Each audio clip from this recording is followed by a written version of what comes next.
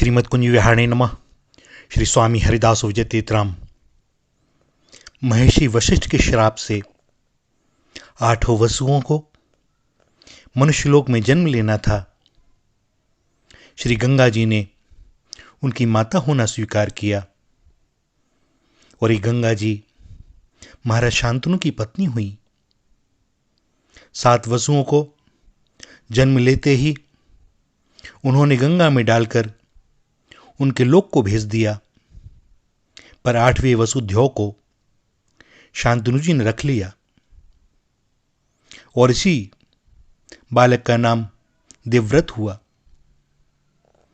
बाद में महाराज शांतनु दाशराज की पालिता पुत्री सत्यवती पर मुग्ध हो गए, किंतु दाशराज चाहते थे कि उनकी पुत्री की संतान ही सिंहासन पर बैठने की अधिकारिणी मानी जाए, तभी वे महाराज को अपनी कन्या देंगे। महाराज अपने ज्येष्ठ सुशील पुत्र देवव्रत का स्वत्व छीनना नहीं चाहते थे और वे लौट आए, किंतु सत्यवती की आसक्ति भी उनमें थी, सो वे उदास रहने लगे। मंत्रियों से पिता की उदासी का पता लगाकर देवव्रत स्वयं दाशराज के पास गए और उन्होंने कहा कि मैं राज्य सिंहासन नहीं लूंगा, आप देवी सत्यवती का विवाह मेरे पिता के साथ कर दें। दाशराज ने शंका प्रकट की, मैंने माना तुम राजगद्दी पर नहीं बैठोगे, पर तुम्हारी संतान तो राज्य के लिए झगड़ सकती है। और इस बात पर देवव्रत ने आजन्म अविवाहित रहने की प्रतिज्ञा की। देवताओं ने इस प्रतिज्ञा से प्रसन्न होकर उन पर पुष्प वर्षा की और ऐसी भीषण प्रतिज्ञा करने के कारण उनको भीष्म कहकर संबोधित किया और यह प्रतिज्ञा भीष्म प्रतिज्ञा कहलाई। महाराज शांतनु अपने पुत्र की पितृभक्ति से बड़े संतुष्ट हुए। उन्होंने भीष्म को आशीर्वाद दिया, बेटा जब तुम चाहोगे तभी तुम्हारा शरीर छूटेगा, तुम्हारी इच्छा के बिना मृत्यु भी तुम्हारा कुछ नहीं बिगाड़ सकती। भीष्म जी ने भगवान परशुराम से धनुर्वेद सीखा और जब परशुराम जी काशीराज की कन्या अंबा की प्रार्थना मानकर भीष्म जी के पास आए और उनसे कहने लगे कि तुम उस कन्या से विवाह कर लो, तब भीष्म जी ने बड़ी नम्रता से कहा, हे गुरुदेव, मैं त्रिलोकी के राज्य के लिए या स्वर्ग के सिंहासन के लिए अथवा इन दोनों से भी अधिक किसी महान पद के लिए भी सत्य को, धर्म को कभी नहीं छोड़ सकता। परशुराम जी ने भीष्म को भय दिखलाया और अंत में वे भीष्म से युद्ध भी करने लगे। भीषण संग्राम हुआ। ऋषि मुनियों ने भीष्म को समझाना चाहा, पर उस तेजस्वी भीष्म ने कहा, भय, दया, धन के लोभ और कामना से मैं छात्र धर्म का त्याग नहीं कर सकता। मैं युद्ध में पीठ नहीं दिखाऊंगा। मेरी प्रतिज्ञा है कि मैं प्रतिपक्ष का आघात सहते हुए अपने पैरों को पीछे नहीं रखूंगा। और अंत में इस भीषण संग्राम को टालने के लिए देवताओं के कहने से ही परशुराम जी को इस युद्ध को त्यागना पड़ा, किंतु उनके शिष्य भीष्म का व्रत अटल रहा। जब सत्यवती के दोनों पुत्रों का देहांत हो गया, तब भरत वंश की रक्षा और राज्य के पालन के निमित्त स्वयं सत्यवती ने भीष्म को सिंहासन पर बैठने के लिए और विवाह करके संतानोत्पत्ति के लिए कहा।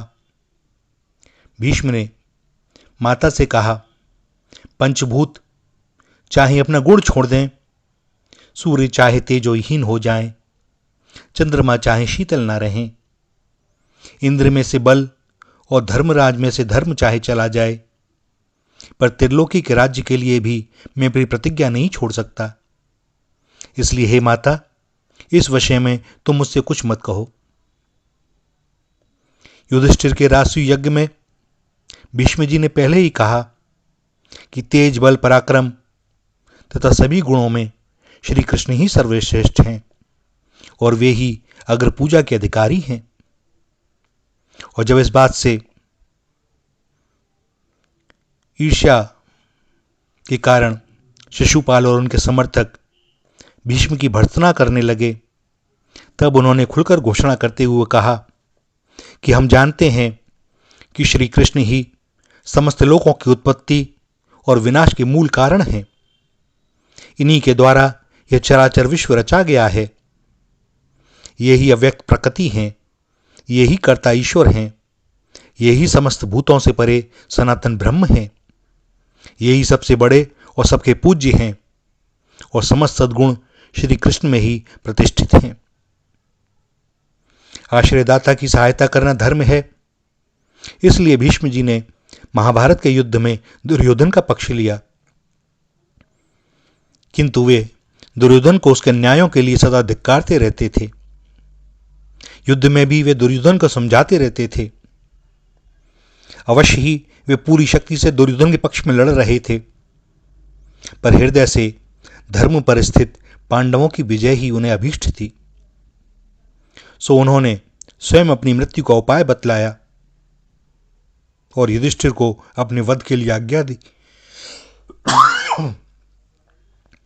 महाभारत के युद्ध में भगवान श्री कृष्ण ने शस्त्र ग्रहण न करने की प्रतिज्ञा की थी। दुर्योधन के द्वारा उत्तेजित किए जाने पर भीष्म जी ने भी प्रतिज्ञा कर ली कि मैं भगवान को शस्त्र ग्रहण कराकर ही रहूंगा। और दूसरे दिन युद्ध में भीष्म ने अर्जुन को अपनी बाणों की वर्षा से विकल कर दिया। भक्तवत्सल भगवान अपने भक्त के प्रण की रक्षा के लिए अपनी प्रतिज्ञा भंग करके सिंहनाद करते हुए अर्जुन के रथ से कूद पड़े और हाथ में रथ का टूटा हुआ पहिया लेकर भीष्म की ओर दौड़े। सेना में हाहाकार मच गया। लोग चिल्लाने लगे, भीष्म मारे गए, भीष्म मारे गए। पृथ्वी कांपने लगी, किंतु भीष्म देख रहे हैं कि श्री कृष्णचंद्र का पीतांबर कंधे से गिरकर भूमि में लौटता जा रहा है। उन श्याम सुंदर के चरण युद्ध भूमि में रक्त से लथपथ होते दौड़े आ रहे हैं। अलकें उड़ रही हैं, उनके भाल पर श्वेत तथा शरीर पर कुछ रक्त की बूंदें झलमला रही हैं। भ्रकुटियां कठोर किए श्री कृष्ण हुंकार करते हुए आ रहे हैं। भीष्म मुग्ध हो गए भगवान की भक्त वत्सलता पर।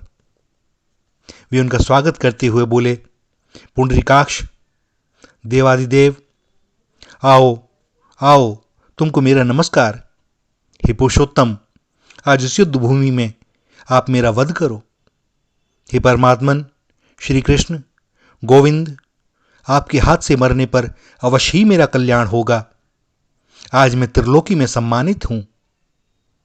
निष्पाप प्रभो, आप अपने इच्छानुसार अपने इस दास पर प्रहार करें। अर्जुन ने दौड़कर पीछे से भगवान के चरण पकड़ लिए और बड़ी कठिनाई से उन्हें वापस रथ पर लौटा के ला सके। भीष्म जी के हृदय में भगवान की मूर्ति बस गई और वे इसे अंत समय तक नहीं भूले।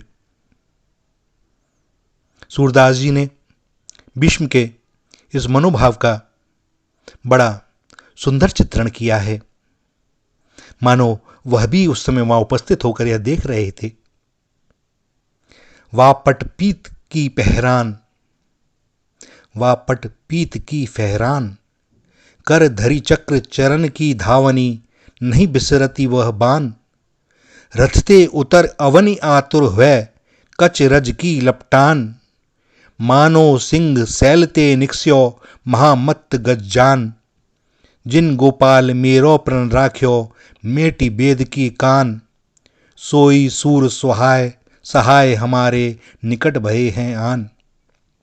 भैया, भगवान अपने भक्त के लिए अपनी प्रतिज्ञा को भी तोड़ देते हैं। आप देखें कि भक्त तो हठी होता है, वह अपनी प्रतिज्ञा नहीं तोड़ना चाहता, लेकिन भगवान को छोटा होने में कोई संकोच नहीं।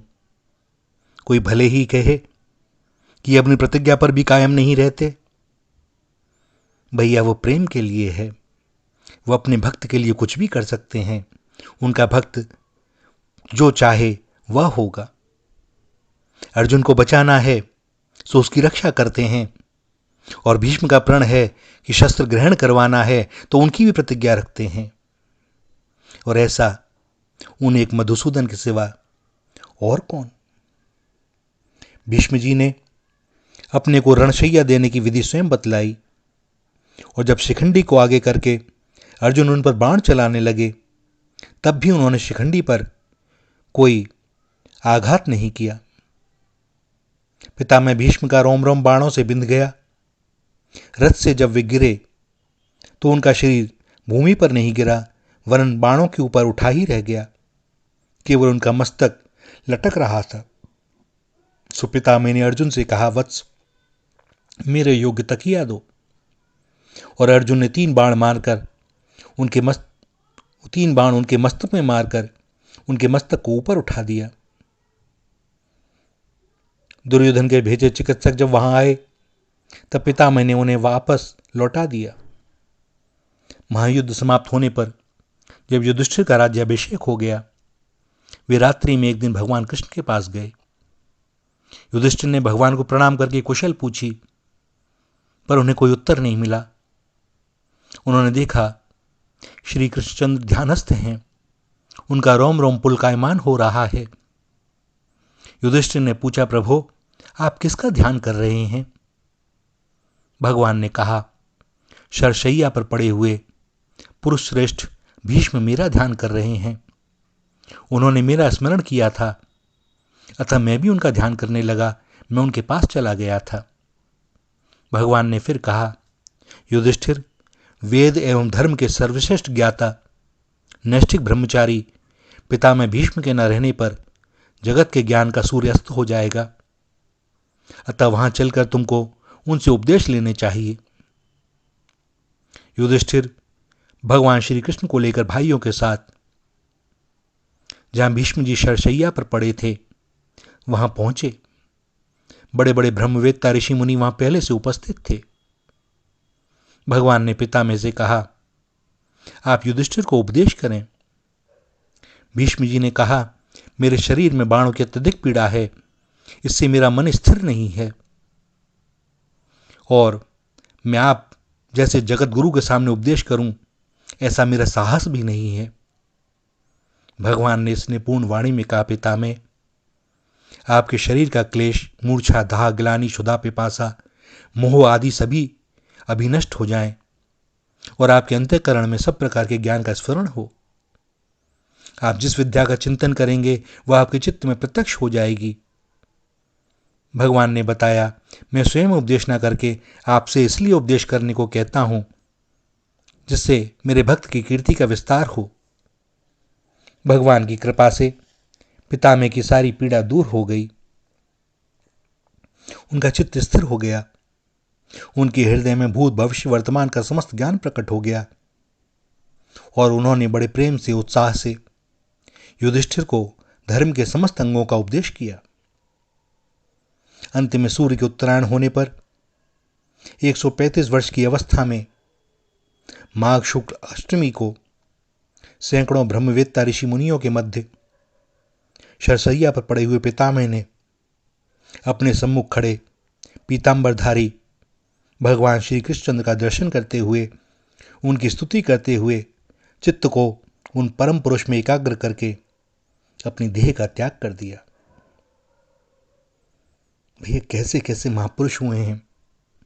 कभी हम इनका चिंतन करें कि अपना जीवन दूसरों के लिए, अपने लिए नहीं, कोई सौ सुख की आकांक्षा नहीं, और जिसकी अपनी कोई आकांक्षा नहीं होती, भगवान फिर उसके पीछे पीछे चलते हैं। वह जो चाहे वह होता है। ऐसे कितने ही चरित्र भगवान के परिकरों के, भक्तों के। नमन सबको, नमन। श्री राधा, श्री राधा, श्री राधा।